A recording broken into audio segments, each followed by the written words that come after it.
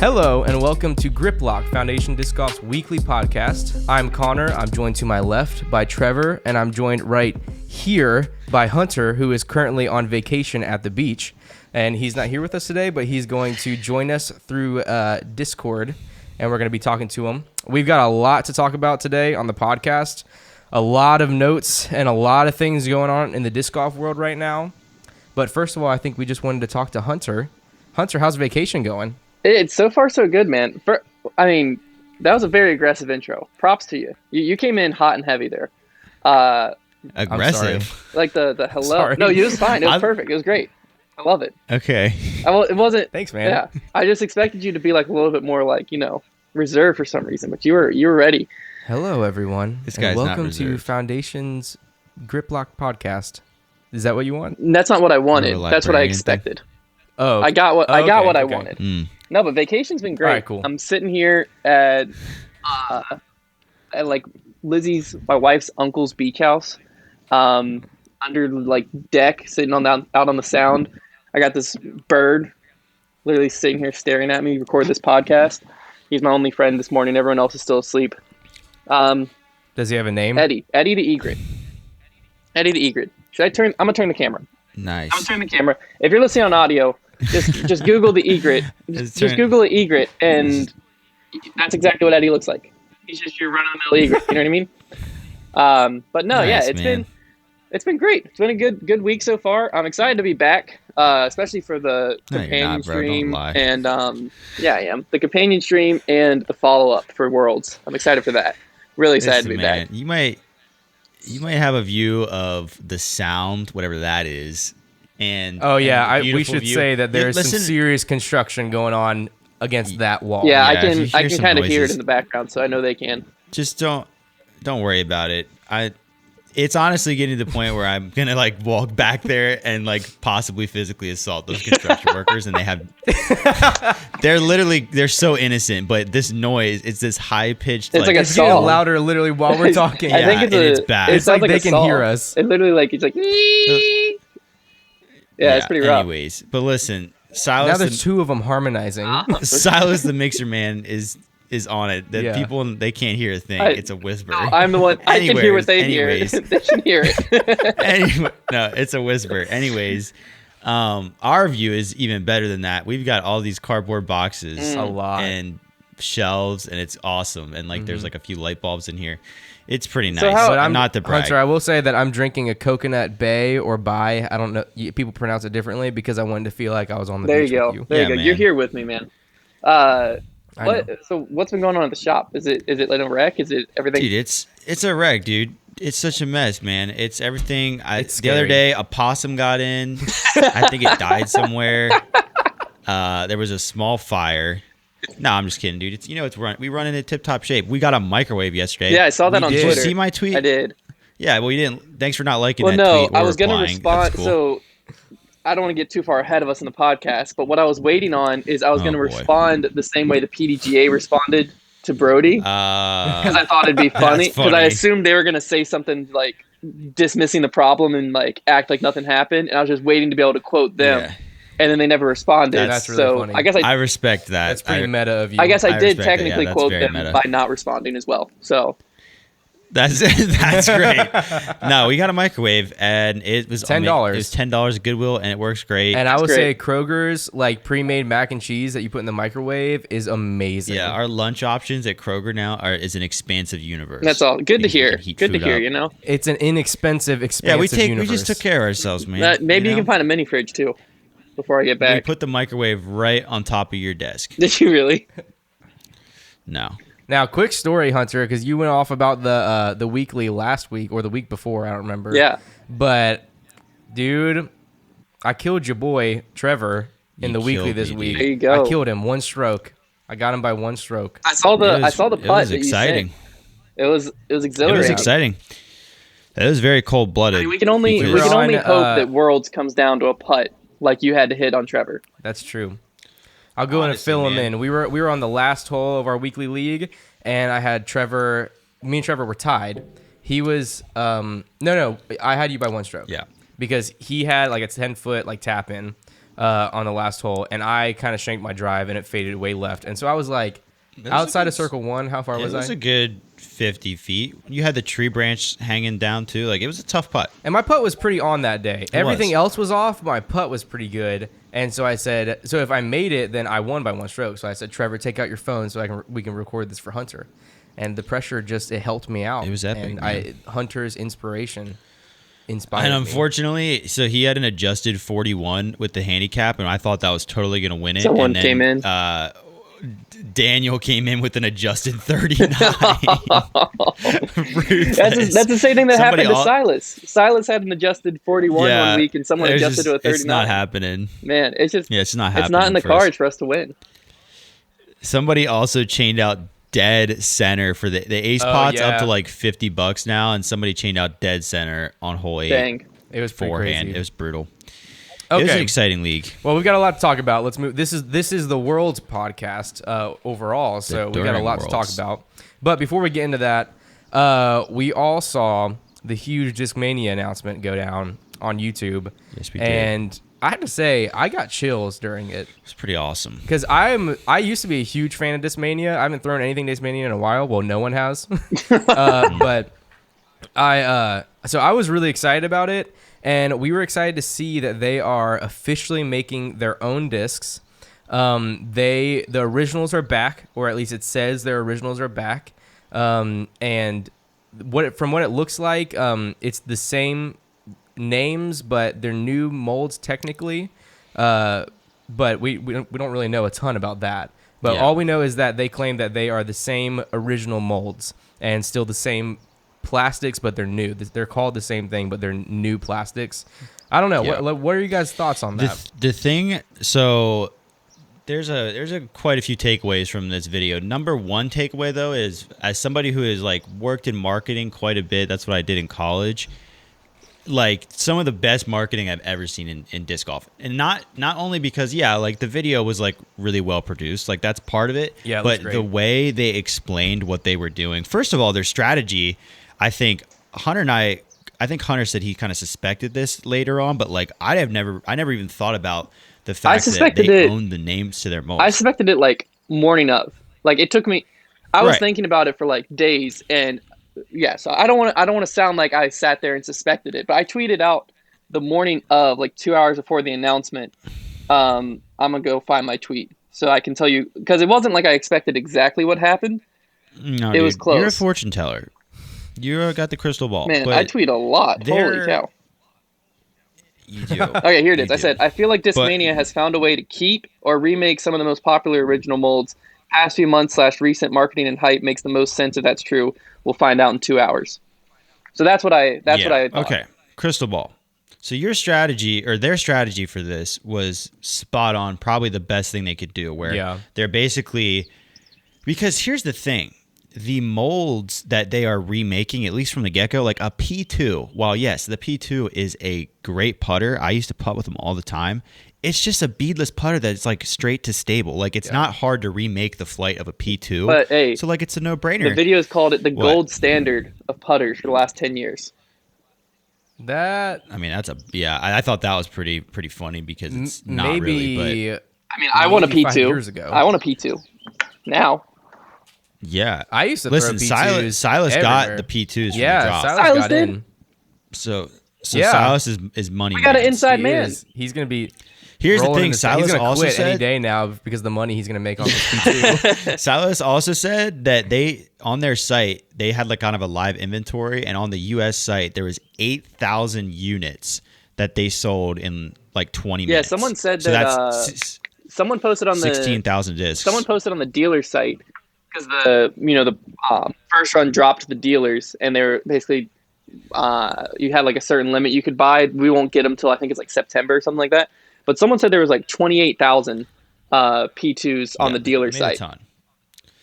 They made a ton. But all I'm saying is, if we ever get those FDs in, I will definitely pick up at least 2 of them, because I miss the FD with every part of my heart. Yeah. So from what I understand, they basically just Innova owned the molds, because it was like, they would take like a Rock 3 top and something bottom for MD3, or a Destroyer top and something bottom for PD2. So they couldn't get the rights to the molds. So but they had the rights to the names, and so they just remade the molds as close as they can to the names, genius. and then they redid the plastic. The plastic is where I thought the marketing, like what you were saying, really came through.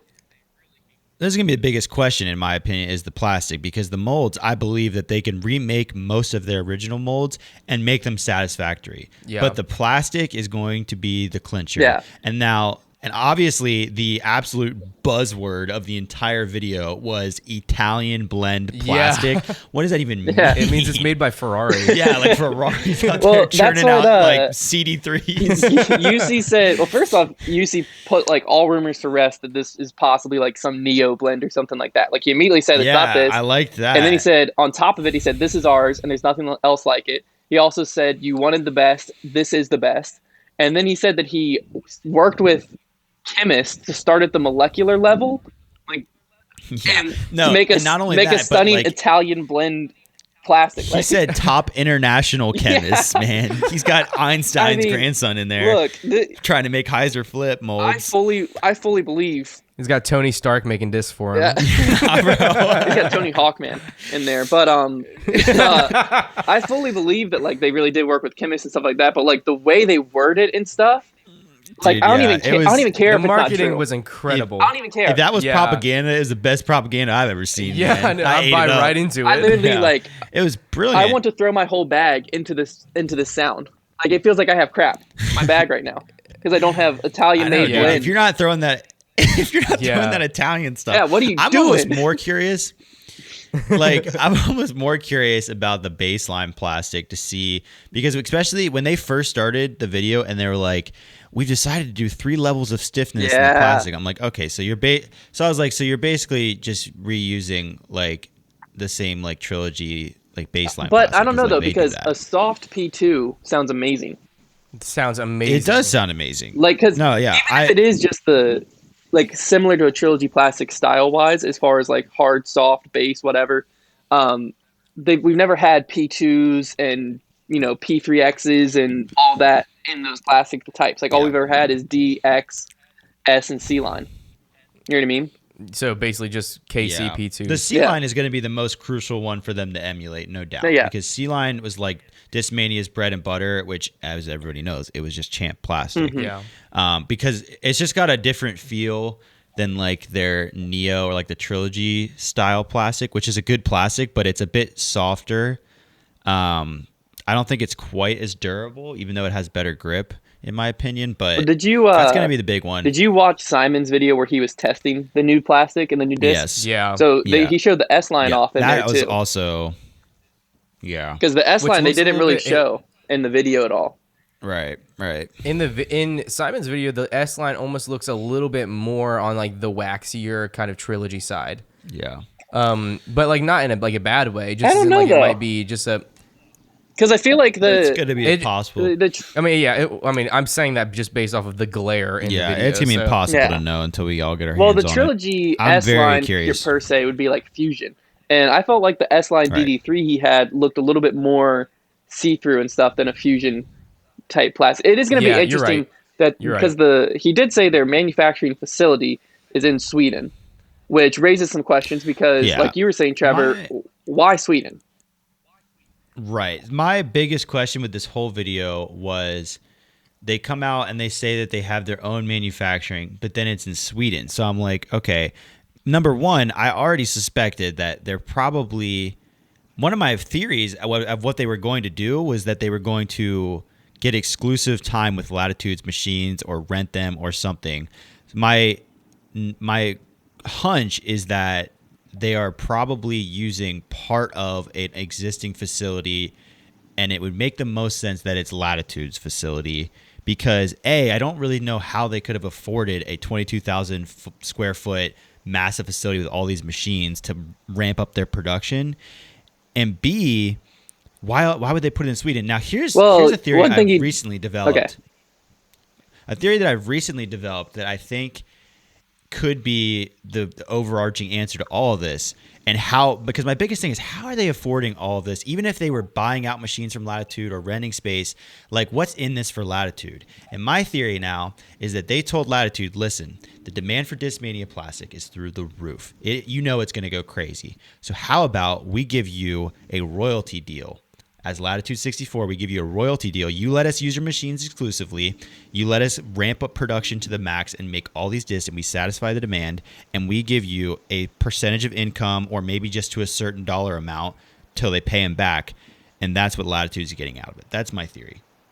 That's a I think possibility. it makes a ton of sense. If you're Latitude, that is a no-brainer. But if you're Discmania, you're lying, because they didn't ever claim, like they said, it's fully their machines, their facility. Well, it might be fully their machines, though. Maybe they're just, like I said, maybe they're just paying back Latitude. So you're saying basically Latitude loaned them the money for the machines, and the way they're paying back the loan structure is royalties off of X amount of discs. I think that's a possibility. I think what I was going to say is, you kept asking, like, how are they affording this? How are they affording this? I could easily see this being an outside investor type thing. Possibly. They know what Discmania can do. They know Discmania's demand. Also, we haven't even mentioned yet Eagle and Simon. This opens up so many doors with that possibility. Oh yeah. If I'm if I'm a Swedish investor or something like that, or I'm just saying Sweden because it's there. If I'm some type of investor, writing a $1 million, $2 million, whatever dollar check to Discmania for a certain percentage in their company and royalties or something is a no-brainer, because they're going to constantly be... The demand is so high. Yeah, and to be able to bring back the originals and have full control over it, and have full control over the marketability of Simon and Eagle. I mean, the affording question, I think there's so many different ways they could afford it. I just have a hard time believing they would be telling people these are our machines if it's just off-brand Latitude. Yeah, that is a good point. I don't know, man. I've been around disc golf long enough to know. Like, I don't think telling people that they have their own manufacturing. Well, they even said manufacturing. They gave us the building. They said 22,000 square foot manufacturing plant. Yeah, and they showed the top with like the helipad that has Discmania written on it. Was that actually Konner, a thing? You're a video guy, man. You should know that probably was not real. Sorry, you're right. It was probably video shopped. Definitely not real. But no, I don't. Yeah, I don't know. Was real, just to be clear. It just I don't know. The whole thing seems like the way they present it. Because here's the thing too. There are things that we know about this whole reveal. Like, for instance, we know that they're redesigning these molds. However, the way they presented that was very sneaky, like good marketing. Like they barely made it clear that that's what they were doing. They just were trying to make it seem like they're just bringing back the P2. Yeah. So the fact that they were being sneaky with the other stuff, and when I say sneaky, I mean it was just good marketing. Like it wasn't dishonest. It was clever. So the way they were doing that with every other aspect of the video makes me feel like the pattern would continue, and they were also doing that when talking about their manufacturing. Well, they never claimed. I'm only really going to be convinced. They never claimed that he said they redesigned the P2 in the video. Yeah, he did, but it was pretty subtle. They were pretty, like, if you were a casual Discmania, though, I have a feeling if you're a casual Discmania fan, you're probably going to buy these new P2s and like. You probably didn't even realize that they were. Well, yeah. Well, the whole goal, I feel like, for them was to redesign it enough to not have any legal issues, but have it be so it's slightly different enough that it has to get reapproved. It's a full new mold, whatever. But in the hand feel, in the hand feel and all of that. And I've heard on the Discmania Facebook pages, I've seen where people have been throwing these and putting with them. People who had the chance to, and they said that like holding them next to their P2s and putting with them and everything, they're like identical. Like they can't tell a difference. Yeah, that's what I'm saying. I wonder, and I think part of their strategy was they were starting with some of their easy to replicate molds, because I don't think the MD3 will be tough to replicate. Now, the DD3 could be kind of tough to replicate, and once you get to like the PD and the FD, I think those two will be the ones that people are a little more particular about. The PD was However, in Simon's video. Now here's here's one thing that the PD. Yeah, straight the PD. Everybody has to realize is now that they're doing machine manufacturing. Discmania was one of the most notorious companies for inconsistent runs, which produced like you could have like a third run PD and it'd be like super valuable compared to other runs, which is fun. Now that they're doing machine manufacturing, it looks like they're gonna have that's not gonna happen. It's gonna be consistent. So whatever they come out with, there'll be some there'll be some differences, but it's gonna be a lot more similar. It's like the reasoning it'd be for like the difference between inconsistency was just because they were using Enova's machine and they were smaller Right. runs. So like now they're That's what I'm cranking, saying, but it's not like they're doing a different type of manufacturing. It's the same type of manufacturing. It's just that they're in full control of it now. Okay. Well, in any case, I think we're gonna have more consistency in their runs now. So I feel like whatever they come out with is going to be more like set in stone. Yeah. So like they really don't want to mess up one of these. Well, if they mess up one of the really popular ones, like that would be a bummer. From looking at Simon's video, it kind of looks like the what is it, the DD3 that's the cloud breaker. Mm-hmm. Yeah. It looked like that surprised him, like it was more stable than he thought. I think they probably made it more stable than it used to be, because I think it used to be a little too flippy. Yeah, and I mean Eagles in the like promo video that they Which dropped, I think is good. Eagle threw it like 730 feet. Like UDisc distance, but I mean I believe. Okay, Which I so mean, maybe I it went that's 690 good for them to be able to make. Yeah, Like, It's good to see, because it's interesting because they marketed it as Discmania Day 1. Yeah. As in, like, it's the first day of Discmania's company, which I think is very cool. That was really cool marketing. But if you look at it, because I think it is safe to look at them as a brand new company, plastic wise. If they're making their own plastics, we've seen a lot of newer companies make plastics that are garbage. Yeah, they haven't been Italian made, man. Not exactly, they're not made by Ferrari, but it seems like so. I mean, it's just gonna be interesting to see, as a fairly new company in retrospect, a somewhat new company, how their plastic actually turns out, and it's nice to see that a new company can make overstable plastic. Well, that's not always the case. good thing is, yes, they're a new company. Yes, like I get what you're saying from that but they side, have experience. But their founder used to be a 1040 rated pro. They have the number one right. talented player in the world right now, Eagle McMahon, and the two farthest throwing players in the world, and Eagle and Simon. So it's not like I'm sure they've gotten input. Yeah, it's not like us three sat down and tried to come up with a plastic blend. Yeah. Like that's where I think most new companies, it's like just one guy who might be throwing 250 wants to start a disc golf company. Like, of course he's going to struggle figuring out plastics and stability. And if I'm Eagle and Simon right now, I'm stoked. Yeah. I'm super excited. I don't think they're going anywhere. It's crazy because literally we were just talking, like we thought Discmania was going to the grave. Yeah. And now I feel like they're in position they're about to be really popular. Yeah. Yeah, they're in position to really make moves and take down some big companies. Yeah, because that's the thing is, I just never thought this was the possibility, because I don't know. Yeah, I don't know why until they started hyping it up. Then I was like, they're hyping up like way too much for just like originals being gone. Like they wouldn't do this if originals were gone. Yeah. That's what made me start thinking the Astronaut 3. Exactly. Yeah. And so, but that's why I thought they had zero chance of keeping Eagle. Simon, I was on the fence because it just depended on what he's doing. He's been playing great, so I thought Eagle and Simon, at least one of them was gone. Now I'm fully confident they can keep both, because they might even be able to and get more. Yeah, I mean they. Yeah, I think they pull me more. They just projected themselves, I think, straight up into the Discraft Innova level almost, with the hype they built, the team they're gonna have. Because they also, in the video, guaranteed that like Sky Gods, Iron Samurai, like the signature series are coming back to the originals. I think a lot of it's gonna depend on how fast they can get their lineup back to where it was, and how quickly they can like produce things to keep up with the demand. Because like nobody can keep up with the demand now, let alone a company with all this hype. The video, he did say that the 5 molds that they had, like took polls on and all of that, he was still confident they were going to finish by the end of this year. So basically, I think it's the P2, MD3, DD3, FD, and what's the 5th? There's a PD. PD. Those 5 we will have by the end of 2021. So that's their main. All amazing molds. That's their core lineup. Yeah. They're saying by quarter 4 is not going to be in the player's hands. It's going to be in the public's hands, like readily available by the end of quarter 4. So to me, means that starting next season, Simon and Eagle could have full original bags again.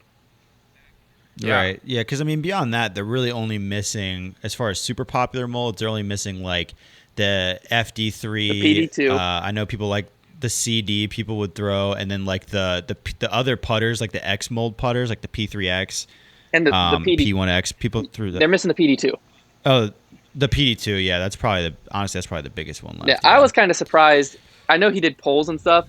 I was pretty surprised they brought the DD3 or the FD over the PD2. Just because it's because it's a cloud breaker. I know why, but like I thought they would have brought in addition. Like I would have. I don't know. I almost would have put. I agree. Put it I feel over like the FD. PD2 was more. I'm just a huge fan of the FD, but I understand because the PD2 was more of a staple Discmania disc. I'm pretty sure that someone said Ricky's throwing a PD2 right now. Still, like that's just how good that disc is. And maybe it's a thing of that's the one they had the hardest time replicating or something. Yeah, I'm not sure. Because I'm sure that one's pretty tough. I used to have a Luster PD2, and it's the most overstable disc I've ever thrown in my life. It was amazing. Yeah, they're crazy. And now it's at some random disc golf shop in the U section, probably. So now, I mean, to me, the biggest question here is what level contract do we see Eagle re-sign with Discmania? Because I think it's pretty safe to say he's not going anywhere now. All this options here, but I'm very curious to see what's about to happen with Eagle's contract. Are we about to see him pushing a Paul contract, or will we know? He just re-signed though, but it wasn't for long. He just re-signed. It's for 2 years. It was 2 years. Yeah, right. So he still got some time. Things can happen. So many things can happen in 2 years though. I'm not gonna jump the gun. I think they've just put themselves on a very good trajectory, but things can happen. I guess also had to have known whenever he re-signed. Because let's say even if Discmania does really well over the next couple years, let's say they're still behind a Discraft 2 years from now, and Discraft offers Eagle millions more, and then all of a sudden he's gone. So I guess the biggest key is going to be once plastic gets into people's hands, like the general public's hands. Someone who's not being paid by Discmania to tell you how good it is. Exactly. When it gets into people's hands and they feel it, and not only feel it, but see the durability wise, because they were claiming the durability is the best on the market. We've never seen something like this before. Yeah. Will it actually hold up to that? Because Prodigy 400 plastic feels amazing, feels great, but it's super inconsistent, and to me it doesn't hold up well. Yeah, it's definitely, the durability would definitely be a big factor. We should have been on that website buying one of those P2s so we can make a review of it. Well, good thing we know someone who has one. I don't think Silas is going to let us throw that thing. Silas' retirement Unless plan. we're throwing it on a bouncy house. Hey, he got two of them. Go to the trampoline park to throw it. Silas got two of attach them. a parachute to the back of the disc. You get a pair of them. One for his house and one for his parents' house or something. He's going to retire everybody, for retirement, man. One for now. Yeah. Nah. One for the Lambo and one for the Porsche. I was saying whenever we were sitting there, because we all got our lunch and then we're sitting ready to watch the Discmania video, and we're just eating while we're watching it, and while we're waiting through the multiple countdowns. Yeah. Just to be clear, I want to point out a really funny joke that I made in the comments during that. Whenever the second countdown came, I said, "Dude, I had no idea they were going to become a countdown company. That's crazy." It was funny. It didn't get enough recognition. I saw it. It got a chuckle out of me. I don't remember seeing it was you. You saw it? The chat was flying. Comments were flying. I remember. I didn't think reading, anybody was going to see it. I remember reading that and I went, huh. But then Anyway, so we were sitting there. That was it. And I was like, it's kind of cool that there's that something this big is happening in disc golf as a sport, to where this is a big deal, because there were thousands of people, 7,000 people in there. Yeah, ready to watch that. And so it's just really cool that there was something that big of an announcement going on in the disc golf world. It just made me feel like disc golf is bigger than it's ever been. Well, yeah, it was fun. You also have to remember no one outside of disc golf was watching to see what Discmania was about to announce. Well, yeah, but just the fact that there was 7,000 disc golfers willing to watch that. Well, yeah. At lunchtime on a work day. I see what you're saying now. I thought you were saying look at how big this announcement was. This is so cool that something like this is happening in disc golf. And I was like, well, it's a disc golf manufacturer. But now I see what you're saying. No, yeah, it's just cool that there's that many people that are interested in it. Come on, Trevor, you okay today? You seem a little rough right now. You doing good, no, bro? Dude, I'm doing great. I'm doing great, man. Hey, really quick before I'm almost done with this drop. It's finally almost in the past. Before we get into Trevor's trivia and stuff like that, Brodie called me and he wanted me to clear this up because this will also transition into world stuff. So you might have saw on Twitter, you might not have. Brodie tells us to talk about stuff. Yeah, you might have saw it on Twitter, you might not have. I don't want to be on this topic for long at all because I think this is the most the driving range thing or the golf thing. Golf. Okay. I think this is like this doesn't need to be. I think this is like the lowest thing that's happened leading up to Worlds, because there's been so much. We can just review this statement. Exactly. So basically, a backstory: the PDGA tweeted that the golf course was closed and was only going to be open for competitors. In doing so, the way they said it was the golf course is closed to ball golfers. And then Brodie quote tweeted them with an asterisk and said golfers. Then the PDGA responded to him and said sorry for the clarity. Brodie responded back to them with a talking point that we'll get to later. But basically, when he called me because he wanted to explain why he thinks that this is a big point, and it's kind of twofold. First and foremost, it's that golf has been around for so long, and we are a form of golf. So like ball golf isn't a form of golf. Golf is just golf, and then disc golf is just golf played with a disc. So like right. So basically that's the first thing. But the bigger point is that by saying it, it already creates more tension between us and the golf community. And the golf community to him is the community that he sees one of the easiest transitions over. He said the ultimate community is an easy transition, but a lot of people playing ultimate, like that's how they're getting their frisbee fix or whatever you want to call it. Like they're full in, sold out to ultimate, and they're doing it because they love it. They're not doing it for money or doing it for anything like that. When they get older and stop playing ultimate, then they might transition to disc golf. But he sees like a bigger thing, like if they can go out and they can throw something, they want to just be an ultra star because that's what they love. And like it's almost too close. Whereas golf, he thinks like, it's cheaper, it's more accessible, stuff like that, to where people can do both. And one doesn't really conflict with the other for as much as ultimate does. So he sees golf as like a huge pool of people who are interested in the sport, interested in this mindset, being the like how you play golf mindset.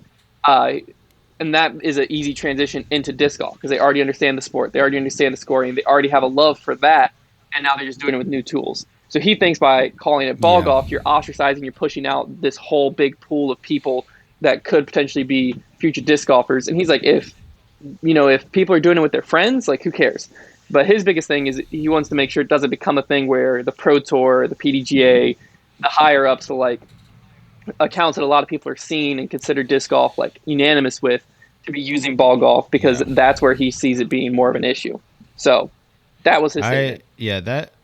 His statement, it makes sense. I'm pretty much not going to attach a statement to this issue anymore, but because I like calling it golf too, but as the PDGA and like as a like for what they were doing, I don't know. It's a tough one. I will say I think he's fighting a losing battle because I really do not think he's ever gonna win that over. Yeah. Well, here's my thing. Pro Tour and the PDGA can continue to use that verbiage.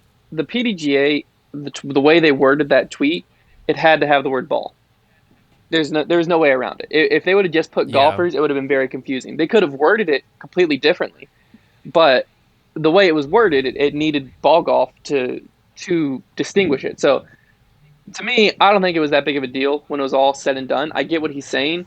I think that if you want to fix that issue, what he's talking about, then the bigger issue is we need to just stop playing on golf courses. Because like, if I'm a golfer, I'm a lot less solve the problem. I'm a lot less ticked off by the person saying ball golf than I am by showing up to my course and it being shut down because of a disc golf tournament. You know what I mean? Or something like that.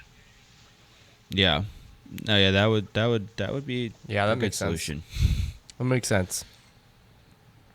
Is all you have for that? Have you gotten your statement in? Did we lose him? I think we lost him. Hunter? You don't hear me? No longer hear you. Nope. Now we can hear you. What? You were gone for a second. Now we have you. I can't really hear y'all, but I guess it's time for the fan favorite segment, Trevor's Trivia. This should be interesting since they sound like robots right now to me. So let's see what you got, Trevor. Okay. Are you able to hear me clearly right now? Are you able to hear me? Now I can, yeah. Okay. You must have that bird must have sabotaged your network connection. Maybe he bit through the Wi-Fi. No, it's probably that people are starting to wake up and be on it. I was kind of banking on them sleeping in. Okay. So I've got a kind of a tougher, well, sort of tough trivia question today. It's, I don't know, you're probably not going to get it completely right, but you'll be able to get some of it right. So the question is, how many players, both male and female, have won Worlds in both the Open and Masters division? So you can try to guess at how many total have done it, and then you can try and name as many of them as you can. Okay, wow. I feel like there's going to be more people have done it on MPO than on FPO, but could be completely wrong there. No, that would be true. Okay, because I feel like FPO, like Juliana Korver is still playing, and Elaine King. Like I feel like so. I'm gonna go with. I'm gonna say that 5 total people have done it. There's actually been 8, but how many? To your credit, there's actually been 8 of them, but to your credit, 3 of the names on this list you will absolutely not know. So you really, 5 is a great guess because 5 of the people are the ones you actually would be able to guess. So that's a respectable guess because the other 3 names are from well before we followed disc golf or anybody did for that matter. I gotcha. Okay, we gotta just try and pause name because we gotta the 5. hold up. We gotta figure something out. I can't. Okay. I can only hear every other syllable. All right, everybody. So we had a little bit of technical difficulties. Hunter's on, the beach Wi-Fi over there. I'm not sure what kind of broadband, HughesNet satellite mess he's got going on over there. But anyways, he's on a hotspot now. He's on that fiber hotspot, and we're good to go. So yeah, he heard the question. He's had time to ponder it. Possibly Google it. So I did not Google it. I did not Google it. Like I had said, you have like 5. Your guess of 5 names was incorrect. There's actually 8 people who have done it, but 3 of them you're not going to be able to know. So 5 would be, if you could get all 5 of the people that you would know, that would be pretty impressive. I would give you credit. Well, first off, no way that I'm going to do this. I know Ken Climo. Climo is one of them. I believe Barry Schultz. Correct. Des Redding. Yes. That's where I hit a roadblock. You're on a good start here. I'm trying to think if there's any other women that I would know. Because I don't know if Juliana Korver's done it, because I feel like she started going into like freestyle and stuff. Freestyling. I'm gonna say Elaine King. Bingo. And then I need one more for the 5th. This last one is an odd one. Well, it's not super odd. Like, it's a recognizable name, but it's like, oh, interesting. I totally didn't realize he had done that. Feldberg. Wow. Nailed it. Wow. I didn't realize he'd won For some reason, I remember... He's won the last 2 Masters championships. I didn't know that. Oh, I didn't realize it was that recent. Yeah. I remember him winning 1, and I knew his other... So there's 3 more. So, yeah, but you're not going to know them. They're from what if I did? They're from like the 80s and 90s. Yeah, I mean, I don't even think it's worth guessing. It's Johnny Ciaz, Beth. Okay, I've heard of him. Beth Tanner, and Greg Hosfield. Never heard of her. Greg Hosfield. Never heard of him. Okay, so the only one that I've heard of is Johnny Ciaz, but I would never guess that. That was an impressive effort from you because Feldberg was the one that surprised me. We should have had you should have had some type of trivia game that Konner and I could have went head to head. You know I'm not that smart, man. Come up with one right now, Trevor. I'm thinking of a number between 1 and 10. Konner, what do you think? I think it's 2.5. What do you think, Hunter? 5. It was 6. Hunter wins there. Dang Trevor's trivia, everybody. Take that, Konner. All right, well, we'll go ahead and pull it in. So another really interesting topic in the disc golf world right now is that UDisc came out with their own world ranking system. Yes. So I'm going to go ahead and just read a direct quote from UDisc. It says, this ranking system is motivated by the ELO rating system. A player's ELO rating always increases after a victory and always decreases after a defeat. The ELO system cannot be directly applied to disc golf due to its many player nature. ELO only works out of the box for 2-player games. And so, however, UDisc's system uses the same concept in that each player maintains a rating that rises if they place higher in a tournament than expected and falls if they place lower than expected. Note, rating in this context is not a player's PDGA rating, but rather a rating unique to UDisc's rankings. Mm-hmm. So what are you guys' thoughts on that? Well, first of all... Well, my first thought is that I should have snuck something into that quote. Because Konner was just reading it from paper. I was directly reading it, yeah. I should have snuck something in there that said, insert funny joke here. Konner, don't read that part, just do it, or something like that. Just to make him read. That's really funny. You should have. Just to make. That would have been great. I just thought of it when he said like note and then like read the note part. Oh, was I supposed to just note that? I was just supposed to note that. I don't know. Am I supposed to read the parts in parentheses that say Konner? No. Okay. Well, you can give your actual thoughts, Trevor. That was just the first thing that came to my mind. Yeah. Okay. So my first thought is that this is great in two senses. Like the disc golf has been in needs of a comprehensive ranking system. Like we have the Pro Tour ranking system, but we needed a good world ranking system so we know who like where world number one is. The PGA has that for golf, and it's kind of, I don't know if it's similar structured, but it kind of functions the same way. And also it's great because UDisc is like one of my favorite disc golf companies. I just think they're really well run and they're smart. So when I first looked at it, I was like, this is really cool, but I'm not sure how accurate I feel like it is. But I've decided that I'm not going to really judge it until I see how it updates after an event. Once I see how their whole like ELO system works with like the head-to-head thing, then I'll decide like, oh, this is pretty good, or there's maybe some work. And I'm sure the thing is about UDisc, like they're going to work on it. Like they are constantly updating things. So if they decide that there's flaws, they will continue to work on it. So I'm really happy about it. Yeah, I think overall it's pretty great because we've had a world ranking system, but it's been updated at the end of the year by the PDGA, and it's only updated once a year. Like we don't have an ongoing one. So in the middle of the year, you have no idea who world number one is, right? Unless you look at ratings. But the whole issue with ratings is like if you play a B tier or a C tier, it penalizes you because of the field size, and you might also lay up a 20-footer for the win, and then your rating gets hurt by that. So ratings were never good as far as like a world ranking system goes because the highest rated player is not always world number one. Yeah. And so this is it. It's not really a points-based system either. It just seems like they call it the dominant. It's like a relational system almost.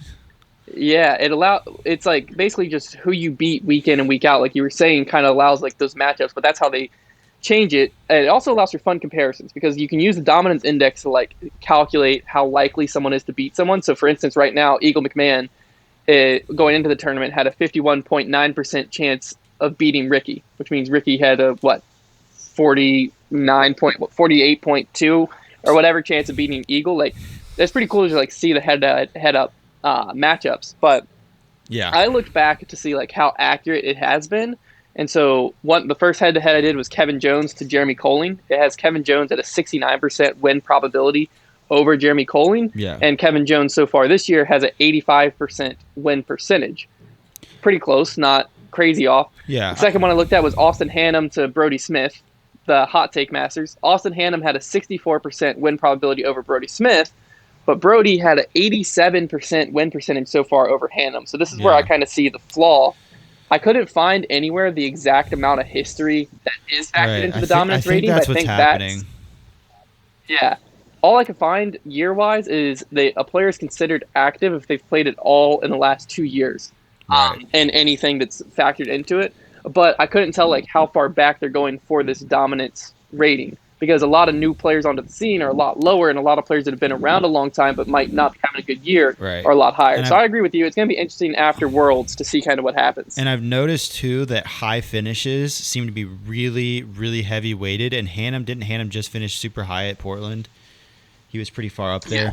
So like I think that has something to do with it. But I think it's not necessarily the finish that's weighted; it's who they beat in that finish. Right. So, like, if he beat, like, if you're in a field and Eagle comes in 10th, everyone who's in 9th through 1st is going to get a huge boost because they beat Eagle. Yeah. I think I'm just gonna wait, like I was saying, and just like after a few events, just see how it all settles down because I'm sure even UDisc knows that it won't really be able to shake up the way they want it to until it has like a season under its belt to like get some history and some context for the ratings. Well, I'm sure it has history and context. Yeah, but like for new players like Brodie though, and and a lot of the international players that are on there that aren't even on our tour right now, like there's still some work that has to be done by just like time, basically. Yeah, but it does seem to be the closest and most comprehensive we've gotten to a true world ranking system. And overall I'm pretty excited for it. I think there is the top 10, even the top like 15, I didn't really see flaws with like the current top 10 and the ranking.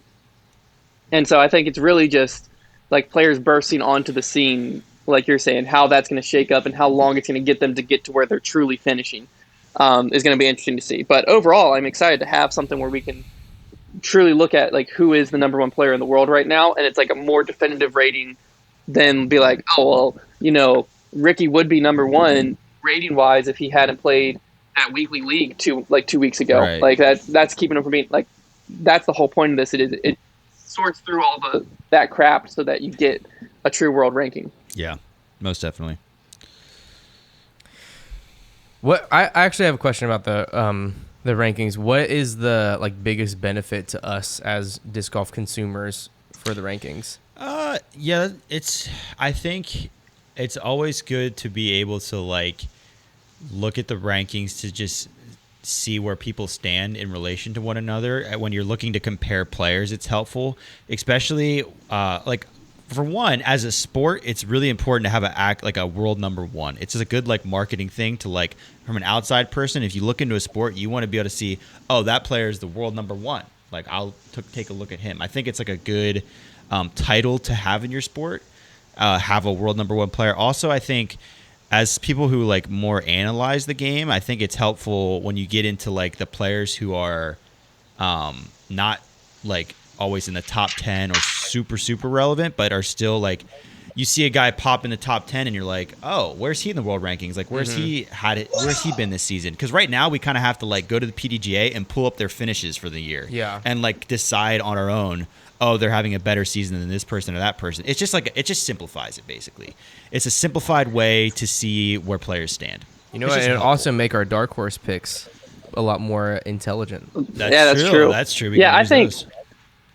I think from a consumer point, it like, because a lot of it, like Trevor was saying, is more on the analyst side, the company side, the marketing side, the people looking at. But from just like a straight fan point of view, it's like it's the same thing as in like college basketball. What the top 25 gives you, right. It's like a bragging right type thing, or like also just like you get to see where your favorite player is at that point. You know what I mean? Because you might look at it and be like, oh, frick yeah, like it's just something else to root for. You get to see like, oh, you're a big Ricky fan. Now he's first. Or like, oh my word, they're doing Eagle dirty. How's Eagle in third right now? Or whatever. I don't know where all that actually stands, but it gives you just something else to root for and track along with to keep people more invested in the sport. And it's just something else to track while you're watching, because you could be like, this random guy's popped up in the top 5. Who is this guy? Oh, he's ranked 85th in the world right now, and he's on the top 5. It's a storyline, yeah. Yeah, it's just more. It gives you one more thing to create stuff and follow in the sport to help keep you invested in stuff like that. Okay, that makes a lot of sense. Definitely. Okay, well, let's go ahead and get into the Disc Golf World Championships that are going on right now through this weekend, which I think that we're all super excited about. But the first thing let's talk about is we've had a ton of players tweeting about what they seem to see the problem of the scorecards. Of the tee times not being posted until like 5 or 6 the night before they actually tee off. Yeah. I want to just hear you guys' overall opinions about that. Well, Hunter, you can start, because I think you and I are going to disagree slightly on this. Ooh. Yeah, we will, I think. Well, my thing is, I think that it was wrongly portrayed, because some of the players that I saw were like, I saw Brodie talk about it. I saw, I forget, it was one FPO player talk about it. I saw like a few people talk about it. A lot of them this is their first Worlds and their first major. And they just don't understand that, like, it wasn't the PDGA being lazy and not posting the tee times. It wasn't necessarily like, it wasn't like the PDGA was just sitting on their hands doing nothing. The reasoning behind it was the check-in goes through the players meeting.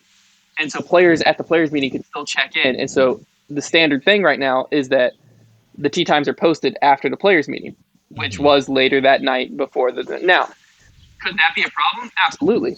I think that the problem is just not being portrayed the right way. The problem then would be that you need to change the check-in process, not necessarily like the problem wasn't the PDGA was being lazy, basically, like it was being portrayed. It was just that the PDGA's process might not be the best to have tee times you put up that late.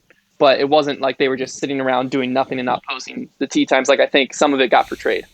Yeah. Well, so okay. Well, yeah. I mean, the fundamental problem is that you should not, if that's the way that the system works, which is okay, fine. Like check-in closes and the tee times can be posted after the players meeting. Then the players meeting needs to be the day before or at least earlier in the day, because I think getting tee times at like 6-7 o'clock when you're teeing off the next morning is just not a good look. So I think it is the PDGA's problem. Now it may just be something that hasn't been like pointed out to them until this year, so like it's now up to them to fix that next time. But I just think it's just like kind of an unprofessional and bad look on their part, and a pretty simple solution. Like it's the World Championships. I think you can be expected to get to a players meeting the day before the World's Championship starts. You know, if it's going to be our most prestigious title in our sport, then like I think we should know when players are teeing off before, especially because we're on the East Coast. So I don't even know when my favorite player is teeing off when I'm getting in bed. So like that, I think that's like not a good look. I think one of the main problems with it, what was the earliest tee time? Ooh, Hunter, do you know? It depended on the course, but it was early. In the 8 o'clock hour. Yeah. So like it's hard for a player that doesn't know their tee time until 5 or 6 o'clock, and depending on that player and like what their warm-up routine is, they might have wanted to get to the course. Like if they knew their tee time was actually going to be at 8 o'clock, they might have wanted to already be in bed so they could wake up extra early and be warming up and go through their routine. Yeah. And so I think it's hard that. Yeah, I mean, I don't disagree. We all agree that it's a problem that they were posted at that time. You're just saying that it's not necessarily. That there's more behind it than what we see. The problem was wrongly portrayed. People who were complaining about it were coming after the PDGA like they were choosing, like just waiting, doing nothing. Like, why aren't you posting the tee time? But realistically, it was because not everyone checked in yet. Right. Like you saw the feature cards were posted. The feature cards were posted, and Barry Schultz was on one of them. Right. And then he didn't check in by the time that the players meeting started, and so he dropped out of Worlds, and so like he had to be pulled off a feature card. So stuff like that. If you post them too early, like assuming they don't change the players meeting, if they would have posted them too early, then you might have looked at, okay, I'm teeing off at 12 o'clock, and then 3 people from your card end up dropping out just by luck of the draw, and now your tee time has to change. And so that's what's wrong, and like why they couldn't do it like per se like that, because they had to wait till check-in was completely done. So you could just have check-in, maybe have the players meeting the same time, and just have check-in end a day or two earlier. Yeah, like you have to be checked in by now. Players meeting, because the player meeting the night before makes sense to me. You know, it's like whenever I've been to USDGC, because USDGC's ran the same way. Whenever I've been to USDGC or Worlds, like this players meeting is like when reality starts hitting you. Like Worlds starts tomorrow. Like they have like the opening ceremonies. They have all like it's like a event that kind of builds the hype, helps build the prestige of the event. So I think having that whole event the night before makes the most sense. I think if you want to fix the issue, which they should, then just move the player check-in to where the player check-in maybe ends morning, like the night before the players meeting. So then tee times are posted 24 hours in advance or something like that. Yeah, I think that's it. I mean, it's a simple solution. I mean, I guess they just kind of set themselves up for that failure by having the system the way it was, and maybe they just haven't had issues in the past, but hopefully they just change it next year. Like I think it's an easy solution. Definitely. So we got like a little bit more Brodie Smith drama going on. Hunter, why don't you go ahead and fill us in on what's going on that front? Yeah, so this was the thing I alluded to earlier, right? Where this is crazy. There was the tweet. I love Brodie Smith, man. I love him. Well, this was the response where he tweeted and said like asterisk golfers, and then the PDGA responded and said sorry for the clarity, like clearly getting a little sassy with them, which that's a whole different thing. I'm kind of all there for it. I kind of like the response back and forth. But regardless, then he responded and said, "Hey, it was something along the lines of like, at least it took 2 people hitting by golf ball. At least it took someone getting hit by a golf ball for you to close the course down 2 days before the World Championship." Yeah. So Brodie kind of clapped back at him like that, which what was interesting to me is like that the golf course was still open apparently to golfers up to 2 days before the event. Yeah. And it also brought up a different issue in responses to that, where players were having to pay for practice rounds out there for the World Championship. So bad. Like this, to me, this whole scenario is just one of the biggest reasons that we need to get away from tournaments, especially majors, on golf courses. Yeah, well, yeah. Because like it probably just costs too much for them to fully shut it down and rent out the course for the whole time. But like, if you can't shut down to only competitors for a world championship, then like, why are we having a world championship there? Yeah, it's just like there just should be no other events run to this standard. Like this should be the gold standard, and I've seen more issues at this event than anything on the Pro Tour schedule this year that I can think of. And like that's just well, I think and I understand it's under a microscope because it is World, so everybody's gonna be extra picky. But like that should be how it is. So like I don't blame them. Yeah, and they haven't had to be that picky. Like having to practice for Worlds, like. Having to dodge drives from golfers during that practice round, like it's pretty bad. So Brodie said that like apparently the person that got hit, like what was going on was like one of the holes plays at the end of the driving range, and there were like a line of golfers at the driving range intentionally blitzing shots towards the disc golf holes because they were ticked off at the course, like that disc golfers were on their course. Oh my gosh. Yeah, I think yeah. And there's like a hostility between golfers and disc golfers for that reason, because like honestly, if that was my local golf course and I showed up and that was the case, like I'd be upset. So like this is just all comes back to like you either got to close the course down completely, or like let's just as a sport please try to move away from golf courses. Like let's just try. Well, I saw some people like saying, well, Brodie, like, do you not realize you're causing the issue? Like, we went for years and we've never heard people complaining about the world and blah, blah, blah. My thing is, I think one of the reasons that we're seeing these issues is because previous years we haven't had an example in the Pro Tour on how events should be run and how good events go and how smooth it is, so that players got used to the Pro Tour and the Pro Tour standard and how things are being done. Right. And then when they show up to Worlds, they expect it almost a step above the Pro Tour. And when it sounds like a lot of ways they got a step below the Pro Tour, they're like, what the heck? This is Worlds. Like, what? Yeah.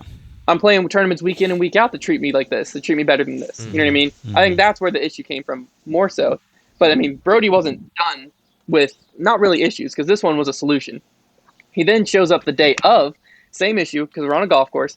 He shows up the day of to warm up for his round, and he said there's 2 golfers on the driving range hitting down the driving range. The other half is empty, and that's where the disc golfers are.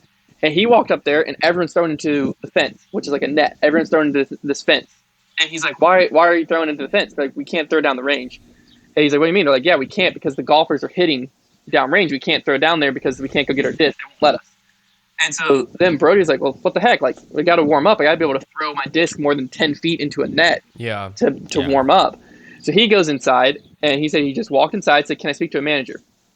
And the manager came out, and then he was like, hey, you know, could I pay to rent out the other half of the driving range, so the whole driving range disc golf?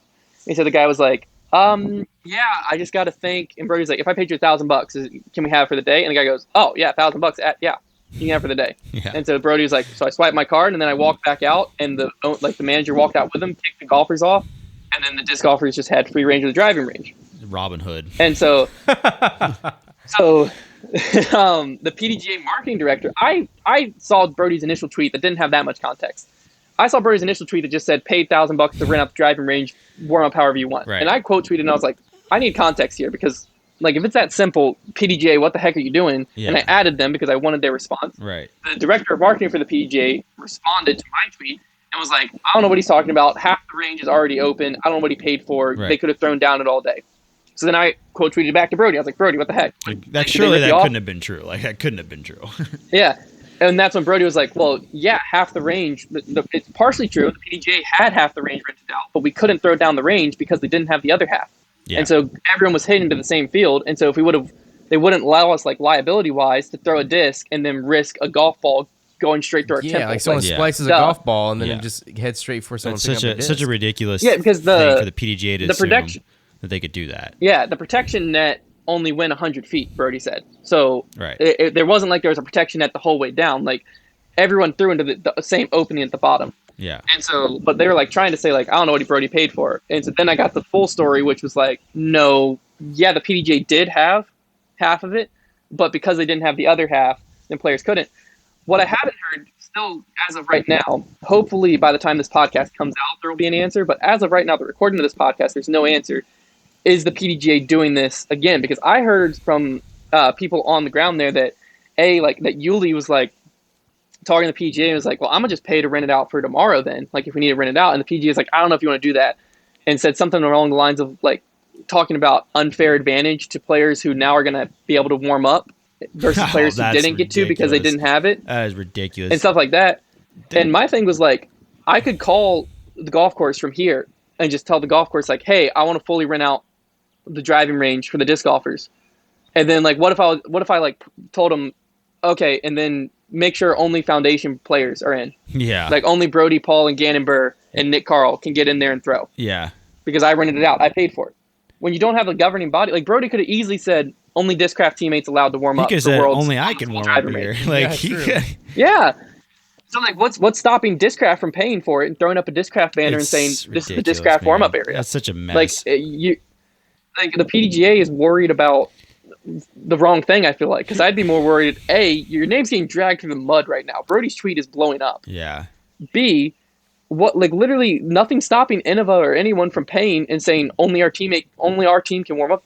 That's almost smart as the company. Yeah, you secure a warm up spot for your team. It's literally a dumpster fire publicity wise, and like I just can't decide, is the PDGA broke or are they just so stingy and stubborn? Because like throw a few $1,000s at it and solve the problem. It literally would solve it.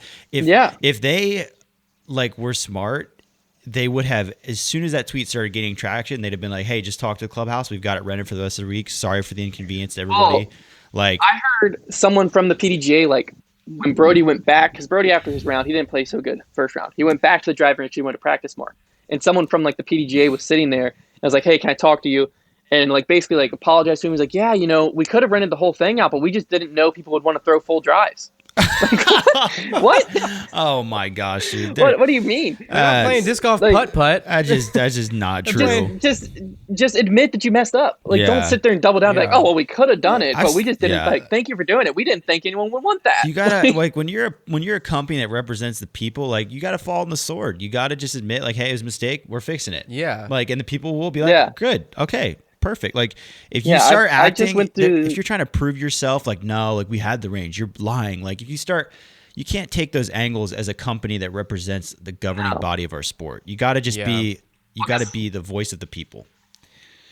I had heard they were going to make like an official statement to the players and everything soon. I went onto the PGA's Twitter, and as of right now, I mean, players should be. I think FPO plays at Mulligan's today, so FPO should be out there right now, or about to tee off because it's 9:30. So like if they haven't said anything yet, I don't know if they're going to because there's already FPO players on the course as of right now, so they would already warm up. So if the PGA did make a statement, at least it was not public. The statement they made, we might have to talk about that next week, whatever that ends up being. But hopefully their statement is we paid for it for the rest of the week. Yeah. Sorry that we messed up. Right. Yeah. Bad luck. That is really interesting. It's crazy. Yeah. But I mean, so other than this whole dumpster fire air thing that Firefest, let's call this is the Firefest. It's a Firefest of the week. Besides the Firefest. Yeah, that's our Firefest of the week. Besides that, what were your first impressions? I want to get this from all three of us, really.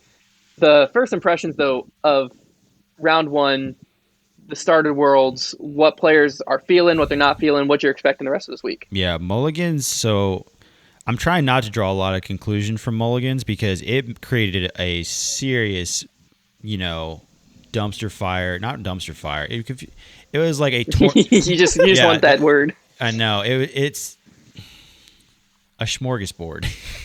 There's a word of a leaderboard because the leaderboard is just like. There's just random names that shot really well. There's names that are like good players that shot awful. And then there's not a ton of separation at the top. So like, I think I've decided that like, I'm just going to wait and see what the Fort has to offer. All of the guys that we've picked to be in contention to win are still within 3 or 4 strokes. So nothing has happened that has shocked me. Yeah. In that sense, obviously like having Nate Sexton being your what the heck? That's my main takeaway is what is Nate doing up there? Right. Like, how did so that like happen? the course must have just fit his game or he was feeling good. But so that's why I'm just going to wait and see what the Fort does today because in all possibilities, the Fort could be the separator, and then we could see a more normal looking leaderboard. I mean, I'm a fan of chaos. Like, I'm not mad about it. A lot of the guys I'm rooting for are still playing well. Mm-hmm. So there's very little conclusion to draw from. Right. Yeah. From there's 5 rounds of golf. So like, there's so much work to be done on the FPO side. It's still relatively close. Page only up a stroke as of yesterday, and all the names are still around there. So it's kind of the same thing where, hey, and I hope going into the last day that there are just tons of players in contention, and it's super interesting. I think it's going to be tough to accomplish that with how many rounds there is, and with the fort probably being more of a separator than mulligans, but we'll see. I'm excited. It's an exciting start. They're all quick, Yeah, I'm interested to see if it plays the opposite for FPO. If the fort is where there's a congestion and mulligans is where the field separation happens. Right. For FPO. I could see that being true, but yeah, I mean, as of right now, there's 4 rounds left in this tournament. Mm-hmm. So as of right now, I think if you're within 7 or 8 strokes, you're still in this. Is that fair? Oh yeah. Mm-hmm. Yeah, absolutely. So eight strokes puts you into, there's 86 players within 8 strokes of the lead. There's after 1 round. It's jumbled up for sure. Yeah. Yeah, I mean, Paul was literally on lead card 1 stroke off the lead, double bogeys the last hole, and drops the tide for 20th. Right. So, like, what this told me basically is that the World Championship is going to be 100% decided by the fort. The mulligans is just going to be there's not enough separation at the top. Players who are shooting good are going to get around that 10 range, but there's only going to be a stroke or 2. There doesn't seem to be a lot of holes that can cause these drastic swings back and forth that I feel like the fort will provide. So I think that realistically today and then Friday and Saturday is the World Championships, and yesterday and tomorrow are kind of the filler rounds where they're beautiful to watch. It's fun to watch them play the course. You still got to play good, but you're not going to win or lose it at mulligans. Yeah. Yeah. That makes sense. Unless I'm very interested to see if that's the exact opposite's true for FPO, like I was saying. I think that today will be telling for FPO as well. Yeah. Because there wasn't a lot of separation at the fort, but I heard the commentators talk a lot about, they didn't really expect there to be. They expected to kind of be more of a grind, stay close to par type of an environment for FPO at the fort. So I'm interested at mulligans if we'll see, Paige, Cat, Haley. Yeah, this is kind of open it up a little bit more. Mulligans could be where Paige and Cat really start to separate. That'll be interesting. Yeah. And what was our dark horse picks? I know I had Nick Carl. He was at the fort yesterday. And he's even, right? I believe he played. Yeah, he shot even out there at the fort. So he's doing decent, I feel like. Oh, I had Zach. It'll be interesting to see what he does at mulligans. I had Zach Arlinghouse. I can't remember who I had. I had a guy that you had chosen before, Hunter. Tanner Gerard. Oh, yeah, Tanner Gerard. Yeah. Let me go ahead and track down my boy here and see how he's. I'm hoping they're all in the same pool. If not, then we're not going to know what's going on until it's all done. Yeah, I'm having an issue here. I think someone. Zach Arlinghouse. Zach Arlinghouse dropped out. I think he dropped out. There's no way. There's no way that's real. He's not on there. I literally cursed him. I cursed him to non-existence. There's no way there's no way that's actually true, Trevor. I refuse to believe that. I am the curse. I'm looking now. I am the curse. You're right. He's not there. Oh my gosh, he was no registered. Freaking way. He was registered. That is hilarious. That is so funny. How do you pick the one person that drops out? I can't lose. I got no player. Oh my word. Now here's the question. Will you guys let me pick a new dark horse who's like even or behind y'all since there's still 4 rounds left? So Tanner Gerard is +3. But he's in the A pool, so he played at mulligans.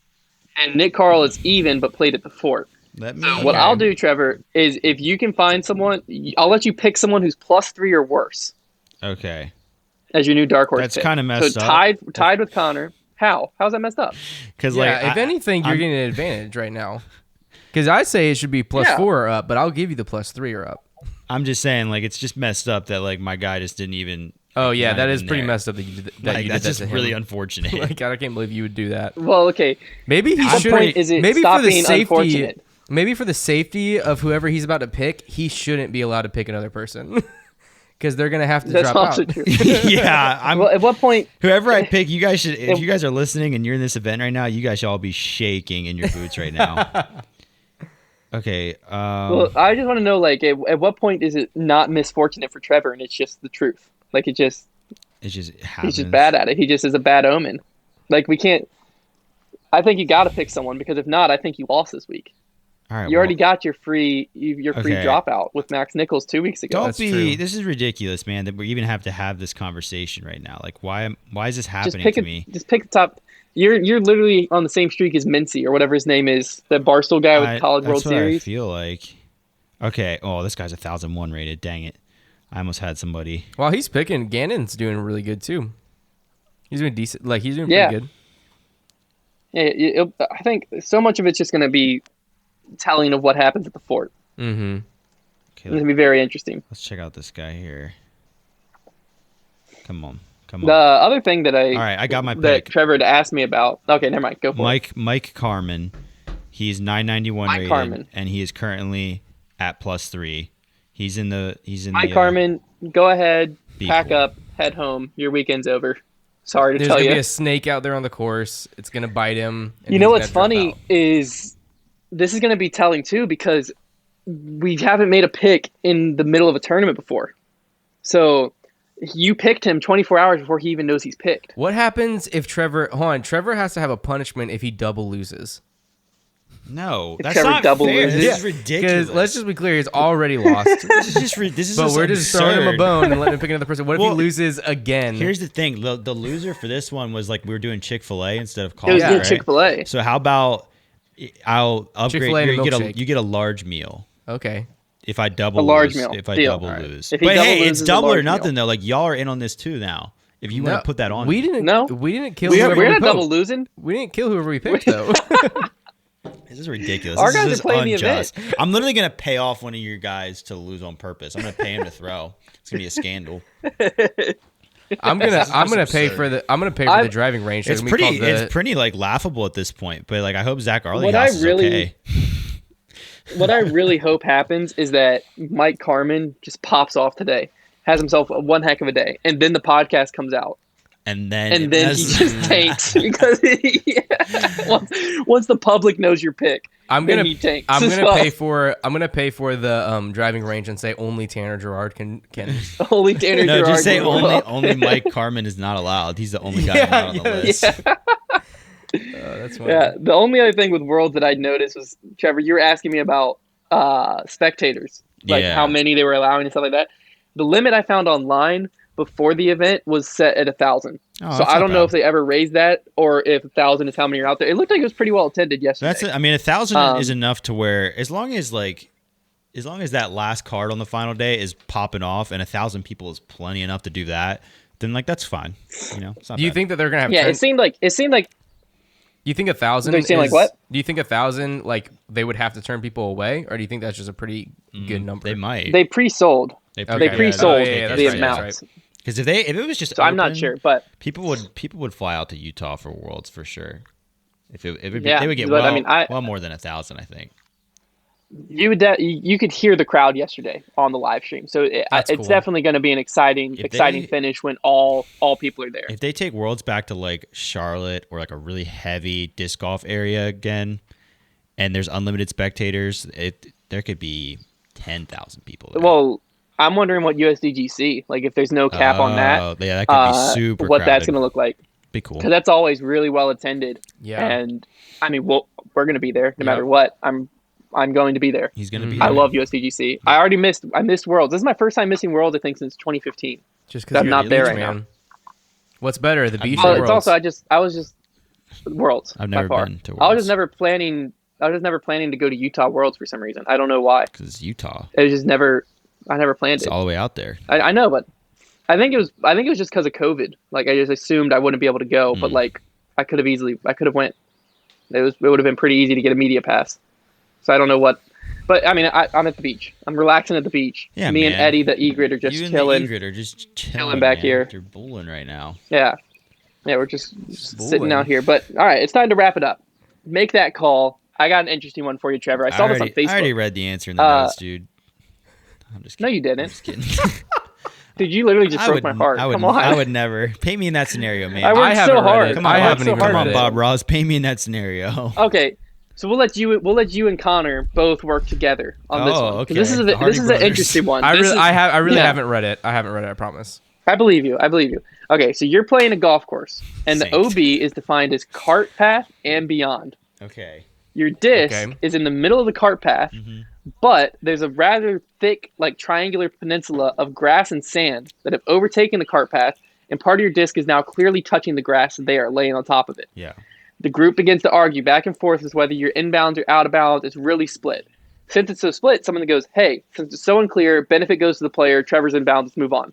Another player responds like, no, that's not true. Like, that's not a real rule. That's just made up by players to just settle the debate. The debate needs to keep going on. Okay. So, who is right? Is benefit to the player an actual rule, or is that just something that we all believe is a rule? Right. So we're going to go ahead and assume that the actual ruling is like super ambiguous to where it needs to go to that. Right? Absolutely. Okay, so so the whole peninsula thing is not relevant except for that it's super ambiguous.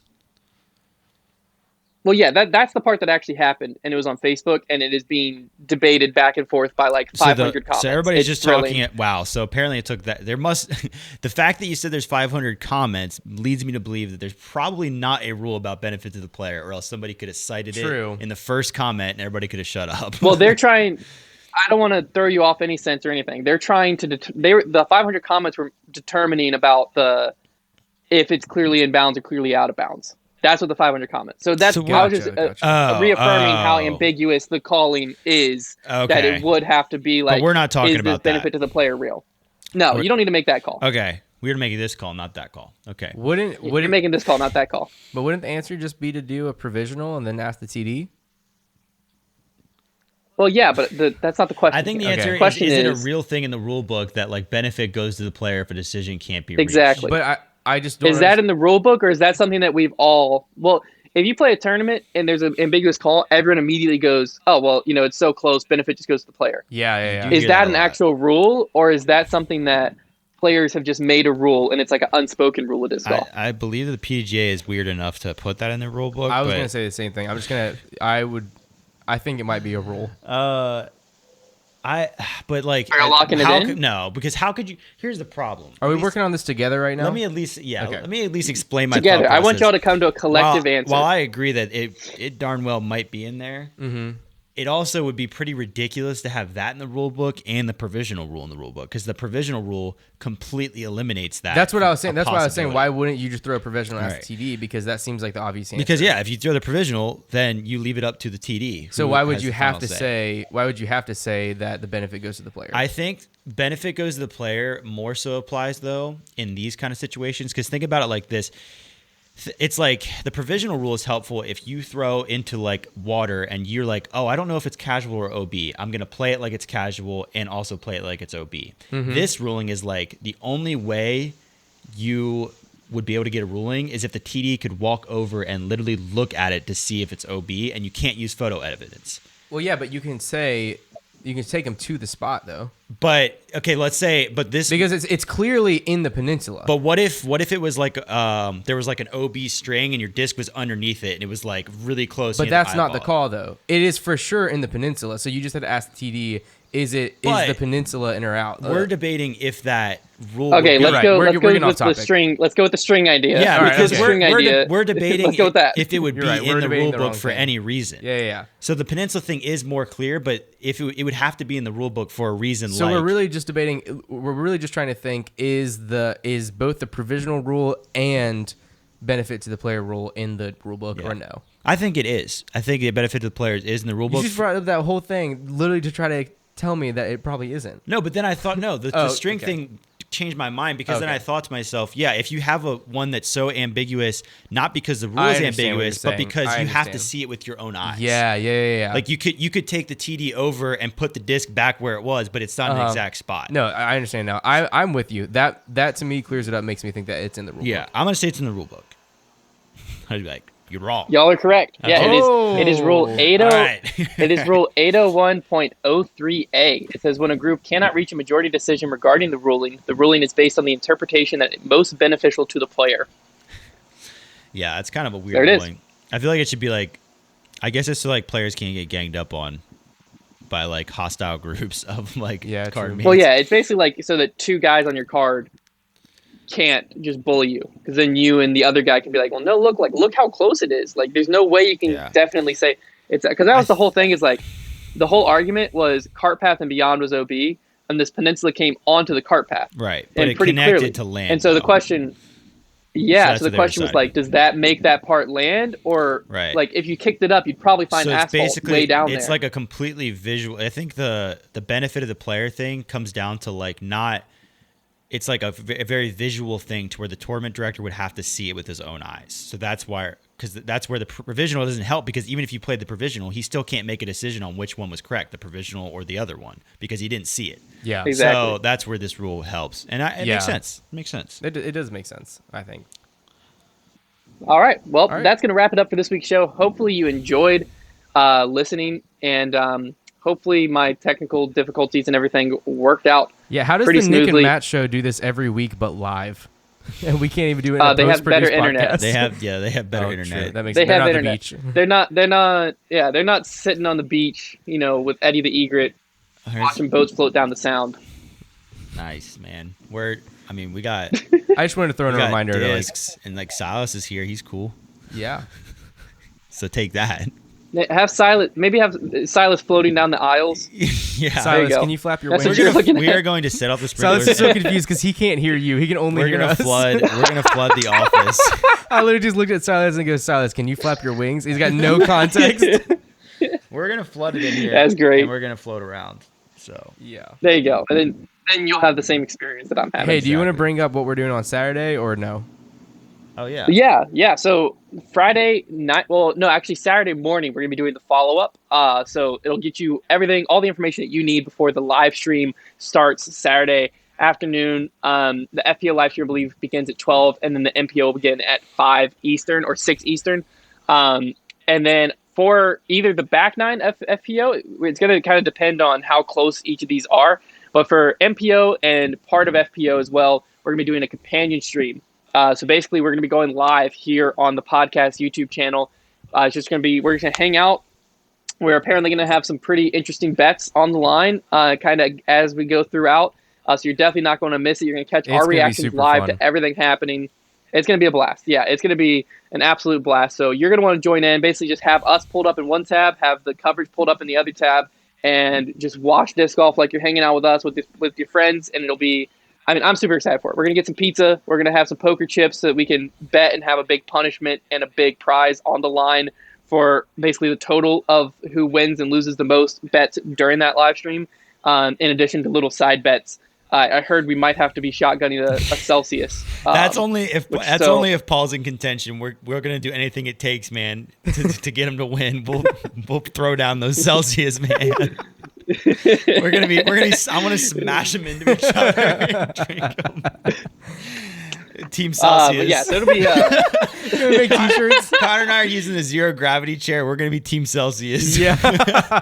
Team Celsius. That'll be great. So yeah, you're down. If you can't tell, you're not going to miss that live stream. That'll be happening Saturday, right here on the Foundation Podcast YouTube channel. And other than that, we will talk to you next week with the wrap-up show for Worlds, talk about everything that went down, and hopefully have an official statement from the PDGA about the driving range. We'll see what happens. All right. See you next time.